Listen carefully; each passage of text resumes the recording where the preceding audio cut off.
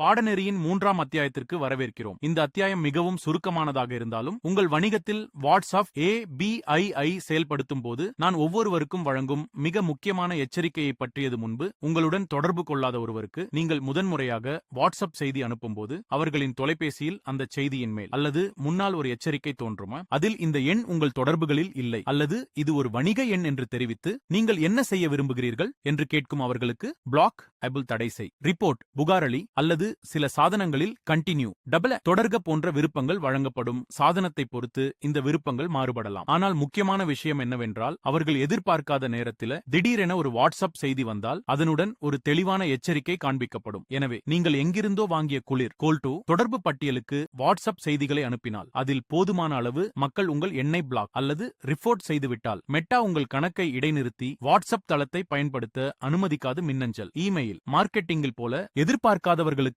அதிக அளவில் மின்னஞ்சல்கள் அனுப்பினால் உங்கள் டொமைன் பெயர் பிளாக் லிஸ்ட் செய்யப்படலாம். சிலர் புதிய டொமைன் வாங்கி மீண்டும் தொடங்கலாம். ஆனால் மெட்டா வாட்ஸ்அப் இமெயில் போல ஸ்பாம் நிறைந்த தளமாக மாற்ற விரும்பவில்லை. மக்கள் தினமும் பெறும் பல டஜன் மின்னஞ்சல்களை ஸ்பாம் அல்லது ஜங்க் கோப்புரைக்கு அனுப்புவது போல வாட்ஸ்அப் செய்திகளையும் புறக்கணிக்க வேண்டிய நிலை உருவாகக்கூடாது என்பதே மெட்டாவின் நோக்கம். அதனால் வாட்ஸ்அப் வழியாக அனுப்பப்படும் செய்திகளுக்கான தரநிலைகள் மிகவும் உயர்வாக உள்ளன. உங்கள் வணிக வாட்ஸ்அப் கணக்கு மெட்டா மூலம் இடைநிறுத்தப்பட்டால் அதை மீண்டும் பயன்படுத்த புதிய பிசினஸ் அமைப்பை உருவாக்க வேண்டிய நிலை ஏற்படலாம். அதுவும் அதே IP முகவரியில் இருந்தால் மீண்டும் உடனடியாக தடை செய்யப்பட வாய்ப்பு உள்ளது. மெட்டா ஸ்பாம் செய்பவர்களை தடுக்க மிகவும் கடுமையான அணுகுமுறையை பின்பற்றுகிறது. உதாரணமாக நான் 500 வாட்ஸ்அப் செய்திகள் அனுப்பி அதில் 200 பேர் என்னை பிளாக் செய்துவிட்டால் அதற்கு பிறகு எனக்கு மேல்முறையீடு செய்ய வாய்ப்பே இருக்காது. மெட்டாவிற்கு நான் யாருக்கு அனுப்பினேன், அவர்கள் எப்படி பதிலளித்தார்கள் என்பதெல்லாம் தெரியும். அவர்கள் விரும்பும் முறையில் தளத்தை பயன்படுத்தவில்லை என்றால் இரண்டாவது வாய்ப்பு கிடைக்காது. எனவே மக்கள் எதிர்பார்க்கும் மற்றும் அனுமதிக்கும் விதத்தில் மட்டுமே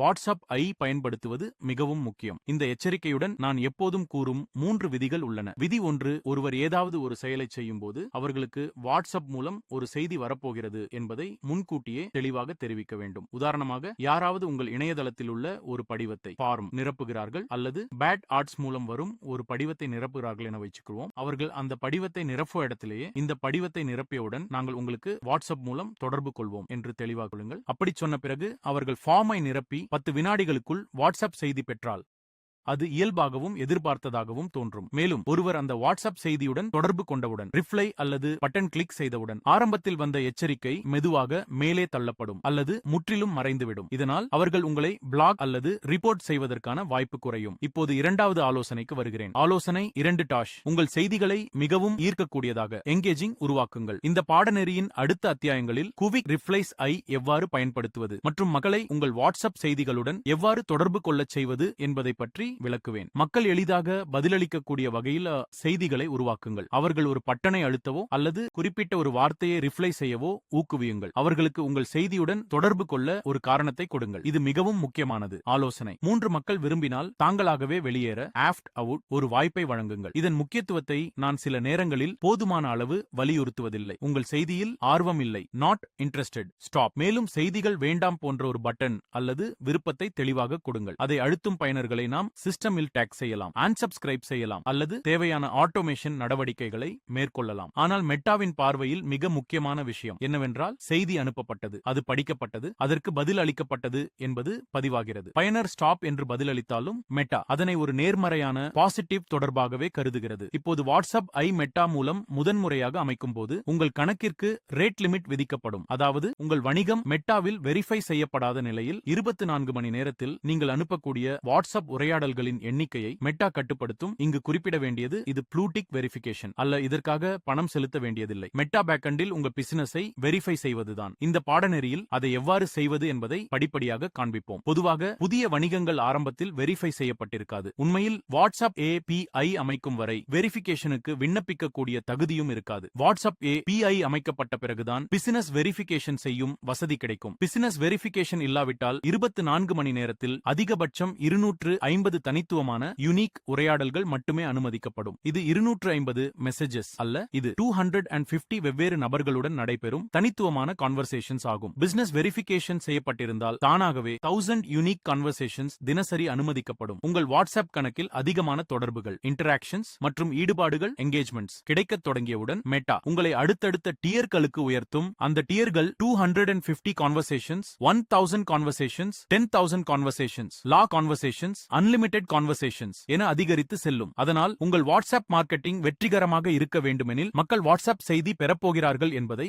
முன்கூட்டியே தெரிவியுங்கள். ஈர்க்கக்கூடிய மற்றும் பதிலளிக்க தூண்டும் செய்திகளை அனுப்புங்கள். வெளியேறும் ஆப் அவுட் வசதியை எப்பொழுதும் வழங்குங்கள். இந்த 3 விதிகளையும் பின்பற்றினால் மெட்டாவின் விதிமுறைகளுக்கு இணங்க பாதுகாப்பாகவும் நீண்ட காலமாகவும் வாட்ஸ்அப் API பயன்படுத்த முடியும். இந்த டியர்களில் அடுத்த நிலைக்கு செல்வதற்கு 2 முக்கியமான விஷயங்கள் உள்ளன.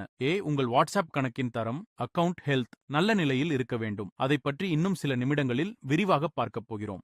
உங்கள் தற்போதைய மெசேஜிங் லிமிட் இன் குறைந்தது 50% பயனர்கள் 7 நாட்களுக்குள் உங்கள் செய்திகளுக்கு பதிலளித்து அல்லது தொடர்பு கொள்ள வேண்டும். உதாரணமாக உங்கள் தினசரி லிமிட் 1000 யூனிக் கன்வர்சேஷன்ஸ் என்றால் 7 நாட்களுக்குள் 500 பேர் உங்கள் வாட்ஸ்அப் செய்திகளுக்கு ரிப்ளை செய்ய வேண்டும் அல்லது ஏதேனும் வகையில் தொடர்பு கொள்ள வேண்டும். அப்படி நடந்தால் மெட்டா தானாகவே உங்களை அடுத்த டியருக்கு உயர்த்தும். ஒருமுறை உயர்த்தப்பட்ட டியரில் நீங்கள் தொடரலாம். ஆனால் உங்கள் அக்கவுண்ட் ஃபீட்பேக் மோசமாக இருந்தால் அல்லது அக்கவுண்ட் குவாலிட்டி லோ நிலைக்கு சென்றுவிட்டால் மெட்டா மீண்டும் உங்கள் லிமிட் ஐ குறைக்கலாம். உதாரணமாக உங்கள் லிமிட் 10,000 கன்வர்சேஷன்ஸ் என்றால் 7 நாட்களுக்குள் 5000 பேர் உங்கள் செய்திகளுடன் தொடர்பு கொண்டால் மெட்டா உங்களை 1,00,000 கான்வர்சேஷன்ஸ் டயருக்கு உயர்த்தும். இவ்வாறு தொடர்ந்து டயர்கள் உயர்ந்து கொண்டே செல்லும் பயனர்கள் பதிலளிப்பது ஏன் முக்கியம்? மக்கள் உங்கள் வாட்ஸ்அப் செய்திகளுடன் தொடர்பு கொள்வது உங்கள் அக்கவுண்ட் ஹெல்த்க்கு மிக முக்கியமான அளவுகோல் மெட்ரிக் ஆகும். மேலும் மெட்டா இதை மிகவும் ஊக்குவிக்கிறது. ஒருவர் எனக்கு ஆர்வம் இல்லை என்று பதிலளித்தாலும் அது நல்ல விஷயமே. ஏனெனில் அவர்களை நாட் இன்ட்ரெஸ்டட் என்று டேக் செய்யலாம், தனியாக செக்மெண்ட் செய்யலாம், டேட்டாபேஸ் இல் வைத்துக் கொள்ளலாம். ஆனால் தேவையற்ற மார்க்கெட்டிங் மெசேஜஸ் அனுப்புவதை நிறுத்தலாம். மெட்டாவின் பார்வையில் மெசேஜ் அனுப்பப்பட்டது, அது படிக்கப்பட்டது, அதற்கு பதில் அளிக்கப்பட்டது என்பது ஒரு நேர்மறையான பாசிட்டிவ் இன்டராக்ஷன் ஆகும். அது பிளாக் அல்லது ரிப்போர்ட் செய்வதை விட மிகவும் நல்லது. வாட்ஸ்அப் குவாலிட்டி ரேட்டிங் உங்கள் வாட்ஸ்அப் அக்கவுண்ட் இன் பேக்எண்டில் ஒரு குவாலிட்டி ரேட்டிங் இருக்கும். அது 3 நிலைகளில் ஒன்றாக இருக்கும். ஹை உயர்தரம், மீடியம் நடுத்தர தரம், லோ குறைந்த தரம். இந்த குவாலிட்டி ரேட்டிங் முக்கியமாக கீழ்கண்டவற்றின் அடிப்படையில் தீர்மானிக்கப்படுகிறது. பிளாக் செய்யப்பட்ட எண்ணிக்கை, ரிப்போர்ட் செய்யப்பட்ட எண்ணிக்கை, ரீட் ரேட், ரிப்ளை ரேட். இவற்றில் மிகப்பெரிய தாக்கத்தை ஏற்படுத்துவது பிளாக் மற்றும் ரிப்போர்ட் எண்ணிக்கைகள். 7 நாட்களுக்குள் பிளாக் அல்லது ரிப்போர்ட் எதுவும் இல்லையெனில் மெட்டா இயல்பாகவே உங்கள் கணக்கை ஹை குவாலிட்டி நிலையில் வைத்திருக்கும். மெட்டாவின் நோக்கம் உங்கள் அக்கவுண்ட் எப்போதும் ஹை குவாலிட்டி நிலையில் இருப்பதே லோ குவாலிட்டி. ஆனால் என்ன ஆகும்? உதாரணமாக உங்கள் லிமிட் 10,000 கான்வர்சேஷன்ஸ் ஆக இருக்கலாம். ஆனால் அக்கவுண்ட் குவாலிட்டி தொடர்ந்து லோ நிலையில் இருந்தால் உங்கள் மெசேஜிங் லிமிட் குறைக்கப்படும், கூடுதல் ரெஸ்ட்ரிக்ஷன்ஸ் விதிக்கப்படும். மிக மோசமான சூழலில் அக்கவுண்ட் முழுமையாக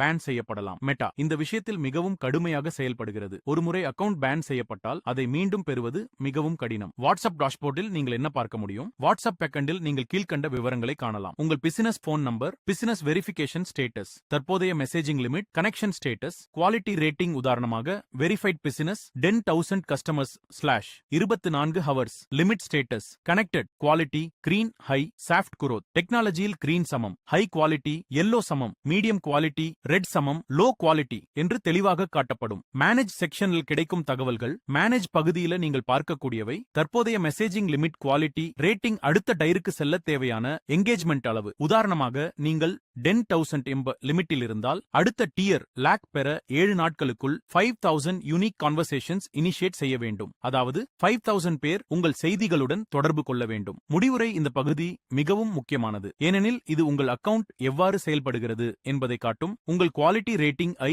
கண்காணிக்க உதவும். அடுத்த மெசேஜிங் டயருக்கு செல்ல உதவும். அக்கவுண்ட் பேன் ஆகாமல் பாதுகாக்கும். இந்த கோர்ஸ் முழுவதும் சரியான முறையில் வாட்ஸ்அப் API ஐ பயன்படுத்துவதற்கான டிப்ஸ் மற்றும் ட்ரிக்ஸ் வழங்கப்படும். அவற்றை பின்பற்றினால் அதிக என்கேஜ்மெண்ட் கிடைக்கும், அக்கவுண்ட் குவாலிட்டி உயரும், மெசேஜிங் லிமிட்ஸ் அதிகரிக்கும், அதிக வாடிக்கையாளர்களை எளிதாக அடைய முடியும். வாட்ஸ்அப் மிகவும் சக்தி வாய்ந்த ஒரு மார்க்கெட்டிங் பிளாட்ஃபார்ம் ஆகும். ஆனால் அதை சரியான முறையில் பயன்படுத்தினால் மட்டுமே அதன் முழு பலனை பெற முடியும்.